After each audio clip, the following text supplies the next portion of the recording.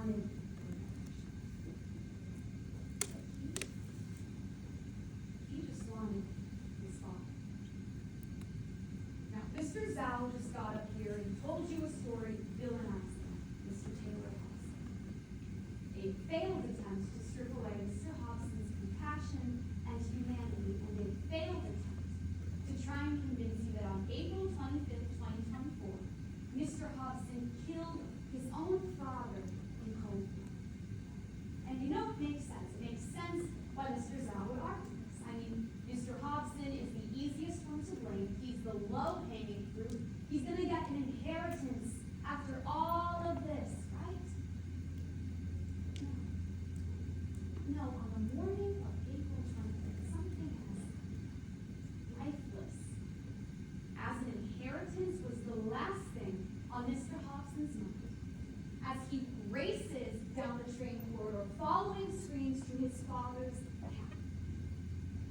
As he steps inside and sees his father lifeless on the floor, being jolted by CPR compressions over and over, as he sees his father die in front of him, and as he sobs and wails and falls into his fiance's arms because the weight of his father's passing is simply too much for him to physically carry. A parent's presence in a child's life is a powerful, formative, healing experience, and that is something that no amount of money, nothing, will ever give back to Mr. Hobson. And evidence today has shown that Mr. Hobson wanted no part in his father's death, but that every other passenger on the train, they wanted revenge. And opposing counsel did get one thing right. It is the plaintiff who bears the burden of this case.